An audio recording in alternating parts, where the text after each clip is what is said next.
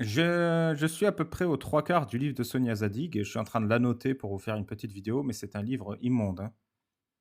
Vraiment, je suis choqué. Et elle défend même l'islam bec et ongles. J'ai lu attendez, je vais vous lire comme ça. Vous dites pas que je mens ou que j'invente, parce que j'ai entendu Spicy, hein, elle a dit: «Je ne suis pas comme vous.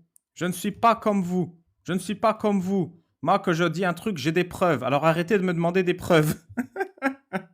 Et ça s'invente pas. Alors, page 104. La plupart des femmes, ça c'est le livre de Sonia Zadig, Les enfants perdus de la République, page 104.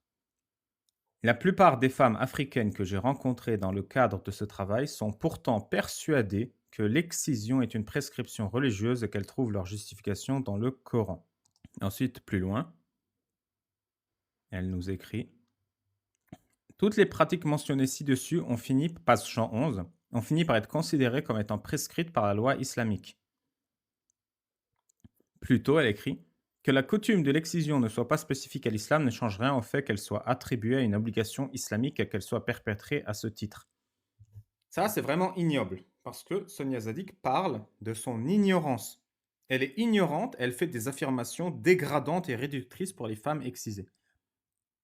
L'islam n'a pas le monopole de la barbarie qu'est l'excision. Loin de là, il y a d'autres superstitions qui font que c'est pratiqué. Cependant, l'excision est une pratique islamique juridique. La première erreur de débutant que je trouve pitoyable que Madame Zadig fait, c'est de prétendre que si quelque chose n'est pas dans le Coran, alors c'est pas islamique. Je rappelle que 90% des musulmans sur Terre sont des musulmans sunnites. Sunnite, ça vient de la sunna. Et 99,9% des pratiques islamiques ne viennent pas du Coran, mais de la sunna et du fiqh, la tradition prophétique et le droit. Il n'y a rien dans le Coran. La défense de, c'est comme le voile d'épée fillette. C'est pas islamique, c'est pas dans le Coran. C'est une défense de défenseurs de l'islam. Les gens qui devraient être contre l'islam ne devraient pas dire ça. Parce qu'on sait, c'est juste pour endormir les gens qui sont ignorants de ce que c'est la sunna et l'islam sunnite. C'est pas dans le Coran, donc posez pas de questions. Les gens qui font ça, j'ai pas d'avis sur eux, voilà. Ils arrivent même pas à prendre position. Les gens qui font ça, c'est des détraqués, c'est pas des musulmans. Ils n'arrivent pas à prendre. C'est juste pour endormir l'attention de quelqu'un qui ne sait pas.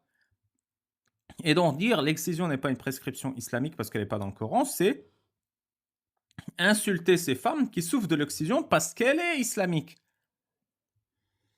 On a des hadiths où Mohammed dit quand vous excisez, ne coupez pas trop court. On a le droit islamique qui est très clair. Il y a 2 écoles sunnites sur 4 qui disent l'excision est obligatoire, et t'en as 2 qui disent l'excision est un grand honneur et fortement recommandé. Il y a des livres, des ouvrages de jurisprudence qui expliquent avec des schémas comment exciser une petite fille et un petit garçon.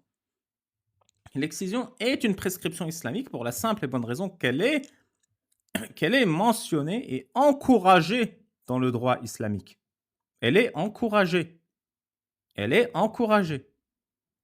Quand vous avez la prétention de légiférer et que vous mentionnez un sujet, soit vous l'interdisez, soit vous l'encadrez. Et le cadre pour l'excision dans l'islam, c'est qu'il n'y a pas de punition pour la pratiquer et il n'y a pas de punition pour l'avoir mal pratiquée. Du coup, il y a plein de types d'excision sur les femmes qui sont disponibles parce que le droit islamique l'autorise et l'encourage à la créativité de ceux qui la pratiquent. Donc, ce qu'elle répète 2 fois dans son livre, voire 3 fois, que l'excision n'est pas une pratique islamique et que du coup, ces jeunes femmes, elles sont vraiment trop bêtes de croire que c'est ça, parce que c'est ça que je lis, hein, je vous le relis encore une fois. C'est ça que mon intuition me dit, parce que la technique psychanalytique, c'est d'avoir des intuitions. Elles sont pourtant persuadées, c'est ça, c'est le pourtant persuadé, genre vraiment elles sont elles réfléchissent pas, elles comprennent rien, que l'excision est une prescription religieuse et qu'elles trouvent leur justification dans le Coran. La réalité, c'est que l'excision est une prescription religieuse, même si elle n'est pas mentionnée dans le Coran. Pas plus que la circoncision d'ailleurs, hein. Moi, j'ai un feedback d'une personne qui a témoigné avec Sonia et à qui j'ai envoyé le livre. Et du coup, elle me fait cette réponse-là. J'ai survolé le livre, j'ai pas trouvé mon témoignage. C'est, ce que je crois, une bonne nouvelle. Par contre, je suis choqué de ces analyses. C'est du bullshit. J'arrive pas à croire que Fayard groupe de Bolloré, qui a payé ça. En fait, elle fait des raccourcis incroyables, c'est du n'importe quoi. Tout est biaisé, rien de positif que c'est le cas pour beaucoup d'entre nous, c'est-à-dire les apostats. C'est un tableau noir avec des raccourcis de dingue. Quelques arguments d'autorité par-ci, par-là, mais c'est un travail académique, ça. Ça se voit qu'elle force les témoignages à faire dire ce qu'elle pense. Elle me dit merci de l'avoir envoyé, etc. Que des histoires tragiques et chaotiques. Et en plus, elle accentue. Je comprends que le mien, c'est-à-dire son témoignage, elle n'a pas pu le tordre. Je comprends pas pourquoi elle a fait ça. Je veux dire modifier. Elle savait très bien que les apostats qui ont témoigné allaient lire son livre. Euh, je- je- d'accord, l'hésitation. En fait, parce qu'en fait, cette personne-là était sollicitée pour son deuxième livre. En fait, elle a sollicité les apostats pour un deuxième livre. Donc, si elle savait pertinemment que ces apostats-là vont lire son livre et vont voir que tout était biaisé, tout a été changé, pourquoi elle a encore fait la demande pour le deuxième livre? Merci. Je vais lire deux, trois éléments de plus que j'avais renotés qui m'ont assez choqué. Et là, je veux parler directement à Régulus, même si je sais qu'il écoute pas mes lives. Mais il a fait un live où il dit elle a utilisé le mot narcissique. Et si le mot narcissique vous gêne, c'est que vous êtes concerné, je suis désolé. Voilà la phrase plus ou moins exacte de Régulus. Je répète ce que j'ai dit parce que je pense que Régulus m'a mal compris. Il m'a mal compris parce qu'il a un biais et qu'il aime bien nous titiller, moi, Jack. Alors, page 224. J'ai moi-même expérimenté cet état de fait. Je n'avais que très peu de volontaires, à peine une dizaine, jusqu'à ce que j'apprenne par un apostat que je n'étais pas assez populaire, qu'il me fallait monter sur les lives des personnalités publiques extrêmement connues et populaires, nommément Jack le Fou et Majid Oukasha. Et je sais que c'est de moi qui parle Régulus parce que je suis le seul qui a pris position sur ça avant son live. Peut-être les autres l'ont fait, mais moi je suis le seul que je me souviens l'avoir fait. Pour des raisons que j'ignore, Majid Oukasha n'a jamais daigné répondre à mes messages et m'a royalement ghosté. Je rapporte cette absence de réaction au fait que certaines personnalités numériques préfèrent ne pas partager la célébrité et ont peur de se faire dérober les millions de vues garantes d'un appui narcissique influent. Et moi, j'ai réagi à ça. J'ai dit, peut-être que Majid Oukasha... Comment ça, la conclusion naturelle, c'est que Majid Oukasha est narcissique? Pour moi, Majid Oukasha, peut-être il t'a pas calculé, il t'a vu, il n'a pas compris, peut-être même t'es parti dans la boîte de spam, il a même pas vu, et peut-être ça l'intéresse pas. Il y a 1000 raisons, tu vois. Il y a 1000 raisons qu'il est... Et elle, pour elle, c'est Majid Oukasha, je rapporte cette absence de réaction au fait que certaines personnalités numériques préfèrent ne pas partager la célébrité et ont peur de se faire dérober les millions de vues garantes d'un appui narcissique influent. Alors déjà, il n'y en a aucun de nous qui fait des millions de vues, donc là, elle a un fantasme dans sa tête. Deuxième truc, c'est que Majid Oukasha m'a invité. Il a invité Shana, il a invité Riam, il a invité Casus, il a invité Apostat Kafer. Le mec, il fait que utiliser son influence pour nous aider. Et Jack le Fou, pareil. Même à l'époque où on ne s'aimait pas, Jack le Fou montait dans mes lives pour me donner de la visibilité. Et elle dit, ils ont peur de partager leur célébrité, alors que Jack, même si narcissique, ça touche pas à Majid Oukasha, même si là, ce que je lis, c'est que c'est lui, parce que c'est lui qui l'a ghosté. Comment ça peut toucher Jack le Fou dans ce point précis? Ça veut pas dire que Jack le Fou n'est pas narcissique autrement, mais dans ce point précis, vu que Jack le Fou t'a fait monter pour te faire de la pub et te donner des gens à témoigner. Donc ce point est extrêmement malhonnête. C'est une analyse vraiment malhonnête. Encore une fois, même si Jack le Fou et Majid Oukasha sont ultra narcissiques, même si je sais pas ce que ça veut dire, hein. Et du coup, Régulus, bah, comme ça lui plaisait, il a dit: «Oh, bah, si narcissique ça vous dérange, c'est peut-être que vous êtes concerné». Mais je suis désolé, mais c'est pas le cas. Majid, je le connais, c'est pas de la narcissisme, il s'en battait les couilles peut-être, il a pas vu peut-être, tu vois? Et donc elle fait ses affirmations péremptoires et sûres d'elle-même. Et ensuite, elle surjoue le truc. Contre toute attente, j'ai pu participer très furtivement au live de Jack le Fou. Alors, de ce que je me souviens, elle est quand même restée 30-50 minutes, hein. Alors que même ce dernier avait ravi la première place aux autres apostats influenceurs. Alors, encore une fois, je ne sais pas comment ça marche de ravir la première place aux autres. Soit tu fais un bon travail, les gens t'apprécient, Soit tu fais pas un bon travail, les gens t'apprécient pas. Je veux dire, c'est le tribunal du web. Je veux dire, c'est qui les autres apostats influenceurs qui et faisaient la pluie et le beau temps chez les apostats? Mais qui fait la pluie et le beau temps chez qui? Je comprends rien. Ça fait même 1 an, je le vois plus Jack le Fou. Nana, elle a sorti son livre il y a 1 mois, non? Il y a moins d'un mois, genre. Vraiment, je trouve ça triste. Je trouve ça triste comment elle est devenue idéologue et pour je vous dis ça parce que j'ai un truc à vous montrer sur l'idéologie. Je ne savais pas grand-chose de ce personnage sulfureux et narcissique qui m'a fait monter sur son live pour me donner de la visibilité, ça c'est moi qui ajoute. Sinon qu'il avait fui l'Algérie pour s'installer au Canada et qu'il pratiquait à merveille la culture du clash. Adulé par les uns et honni par les autres, Jack le Fou a des millions de followers sur TikTok, Instagram, Facebook, Snapchat, X et anime un podcast quotidien. Aïe, mais en fait, elle ne sait rien. Elle ne sait rien de ce dont elle parle. Je sais pas hein, si Jack il est sur Instagram, Facebook, Snapchat, X, mais je pense pas. Et je pense pas qu'il a un podcast quotidien. C'est pas le cas, non, c'est pas le Ouais, cas. elle, encore une fois, même si on déteste Jack le Fou, et moi je veux bien que vous le détestiez, je vous dis encore, moi je suis pas en bon terme avec lui sur un plan personnel. Sur un plan idéologique, c'est autre chose, mais sur un plan personnel, je suis pas en bon terme. Voilà, je l'assume et on vit avec. Mais c'est pas pour ça que je vais le bloquer ou le virer ou quoi. Parce qu'il fait un excellent travail de critique de l'islam et je le reconnais à 100%. Ça n'a aucun sens ces mensonges. Vraiment, ça n'a aucun sens. Et pourquoi je dis ça? Parce que je m'en fous maintenant. C'est réglé, Sonia Zadig. C'est pour vous.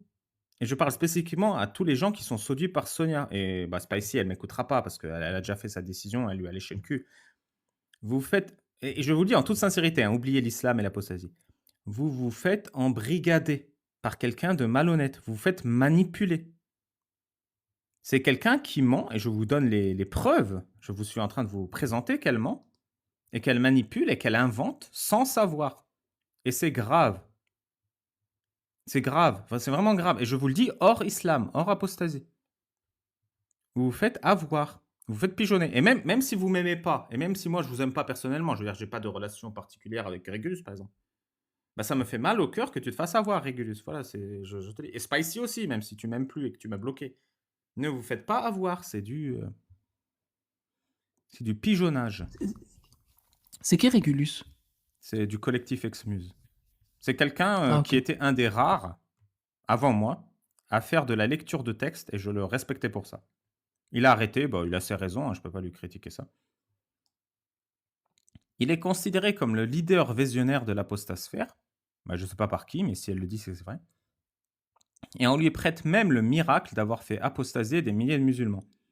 Donc elle est là, elle utilise le terme miracle, le terme religieux, pourquoi? Pour dire que Jack, finalement, c'est un leader de secte, un gourou. C'est pour ça qu'il accomplit des miracles et que c'est un leader visionnaire et qu'il fait. Alors que moi, j'ai jamais entendu personne dire ça. Hein, et si quelqu'un le dit, bah, c'est un fou. Et Jack lui dira aussi. Ou on le dit, mais c'est de manière sarcastique. J'ai donc consenti à me prêter au jeu. Ah bah merci à elle. Franchement, elle nous a rendu service, franchement. Jacques le fou, le narcissique, qui ne veut pas partager les parts de marché, ça c'est moi qui rajoute, m'a donné tribune pour présenter mon projet d'écrire un livre sur les apostats et ne m'a posé qu'une seule question. Que pensez-vous du mariage d'Aïcha avec le prophète de l'islam? Encore une fois, c'est un mensonge parce que elle a passé 40 minutes à parler avec lui. Encore une fois, sur ma recommandation. C'est-à-dire que Jack, qui veut pas partager ses parts de marché, ses milliards de vues, m'a fait confiance sur parole. Parce que je lui ai dit, j'ai besoin de cette dame et qu'elle se présente comme psychologue clinicienne et qu'elle m'a dit, elle mettra la psychanalyse de côté et elle fera une étude sérieuse. Voilà. En effet, ces nouvelles figures prophétiques sont en réalité le produit d'une société soumise au culte de la jouissance éphémère immédiate. Ça, c'est typiquement un truc psychanalytique. Hein. Alors que la nana, bon, elle n'est pas soumise à ça. Elle n'est pas soumise à ça. Elles entretiennent chez les jeunes apostats, dont l'identité post-apostasie semble se construire péniblement, et tu aides pas hein, pour le coup, une image narcissique idéalisée et une obsession de faire parler de soi. Et c'est ça le problème, c'est que des gens comme Sonia Zadig, ils veulent pas faire parler d'elle. C'est pour ça qu'elle va pas dans les médias, c'est pour ça qu'elle écrit pas des livres, c'est pour ça qu'elle fait pas des analyses comme ça. Elle est pas narcissique, elle veut pas faire parler d'elle. C'est normal. Soi-même, c'est le premier outil marketing qu'on utilise pour combattre l'islam, et une idéologie qui nous a pourri la vie. Et elle, ce qu'elle sous-entend, c'est que toute méthode efficace pour critiquer l'islam est une approche narcissique pour faire parler de soi, et qui n'est pas du tout une approche comment on dit? C'est quoi le contraire de égoïste? Altruiste. Parce que c'est ça le truc, c'est que si moi je nique tous mes dimanches à faire des témoignages d'apostats qui m'écrivent des mails, là j'ai tous les dimanches pendant 4 semaines qui sont bloqués pour juste enregistrer des témoignages, un ou 2 par jour. Si je passe 30 heures par semaine, en plus de mes 35 heures en tant que cadre, à bosser sur ma chaîne YouTube, à faire des montages en arrière-plan, si je me casse le cul à rendre intéressant des livres de merde, c'est par narcissisme et pour faire parler de moi. Le narcisse contemporain, fruit d'un schéma mercantile et d'une société hyper connectée, contrairement à elle, dont le livre est gratuit et qui ne passe pas sur les médias, risque de nuire à la cause des apostats. Voilà. Et en gros, elle utilise la technique que tous les musulmans utilisent quand ils viennent nous empêcher de parler.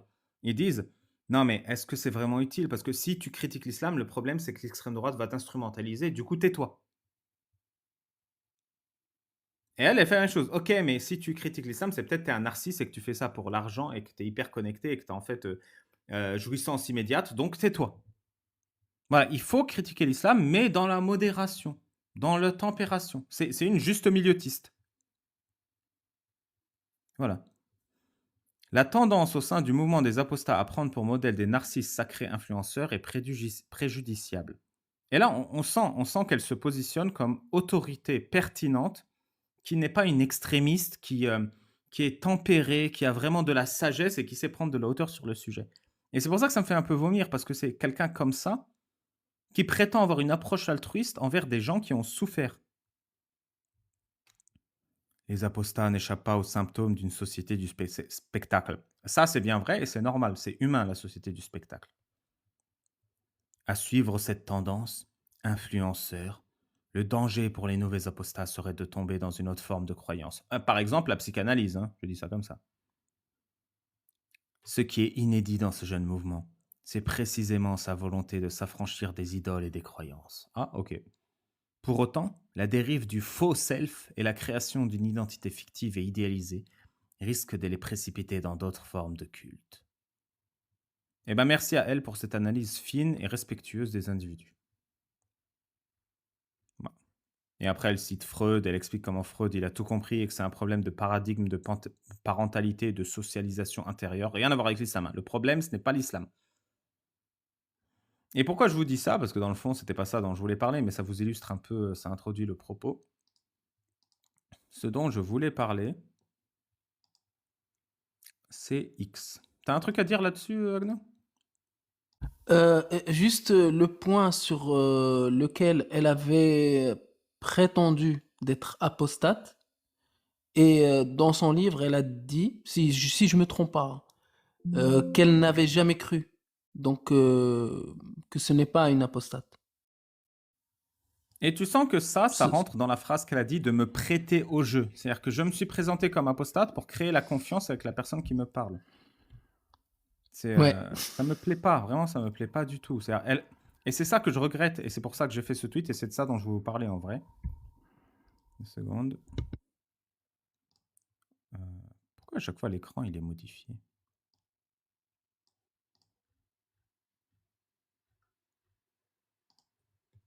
Ah voilà. Donc j'ai fait un tweet.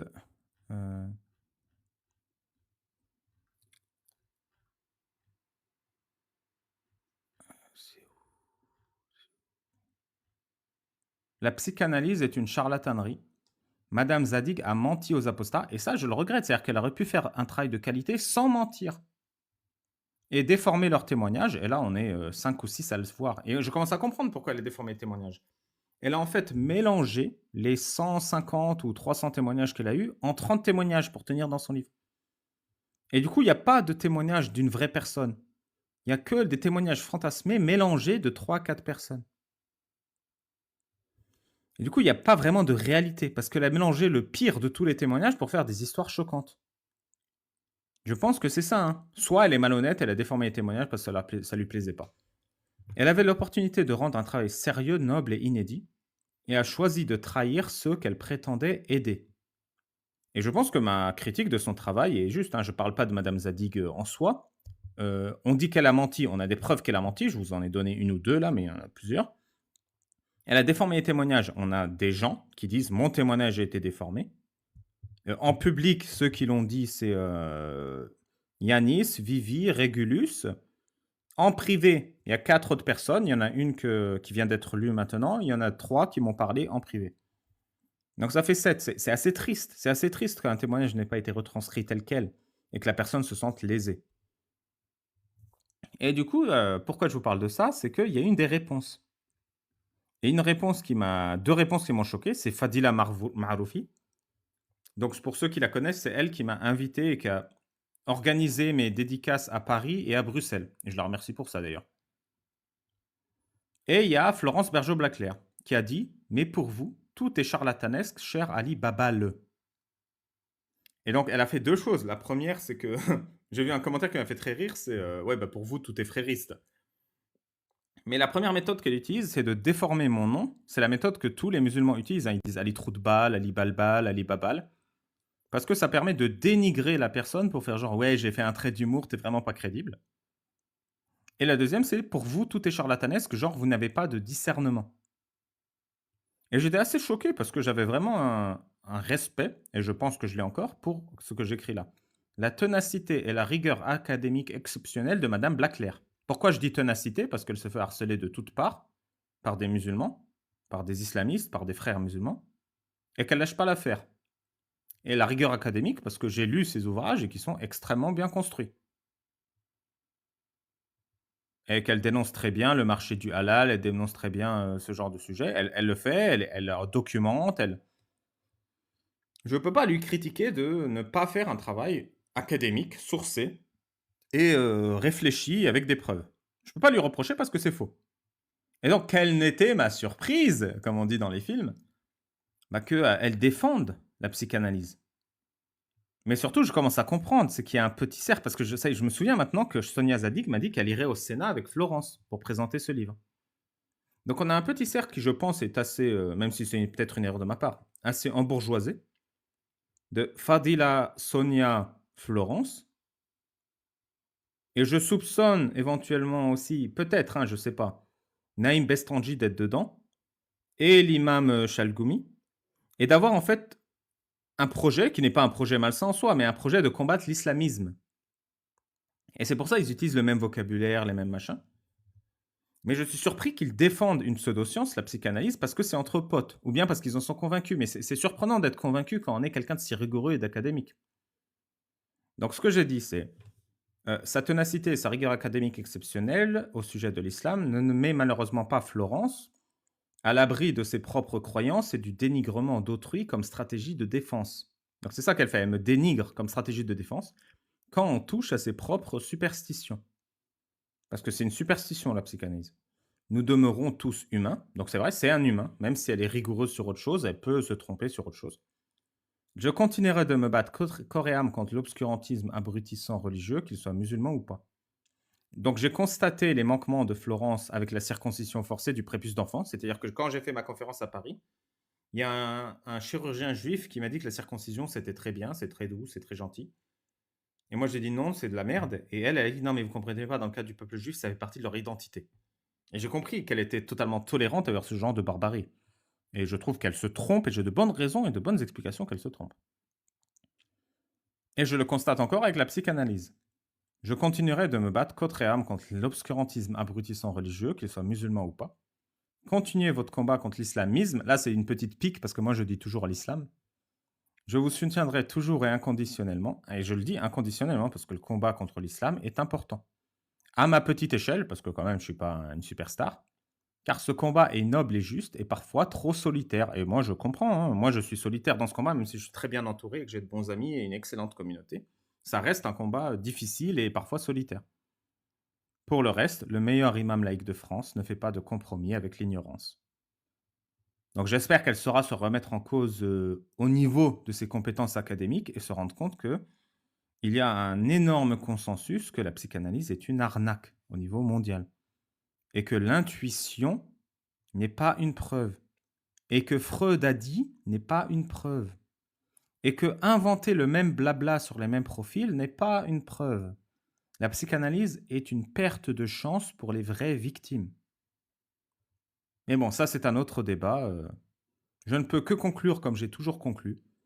Pour vous, tout est charlatanesque, cher Ali Babal, et je peux que répondre merci pour ce mépris.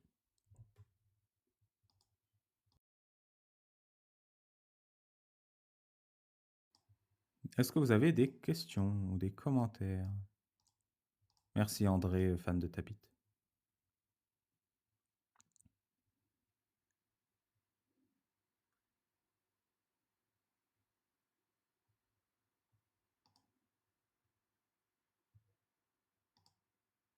Bah écoutez, s'il n'y a pas de commentaires et pas de questions, il n'y a rien, bah on va faire les news. Ah, il y a Amir aussi qui avait répondu.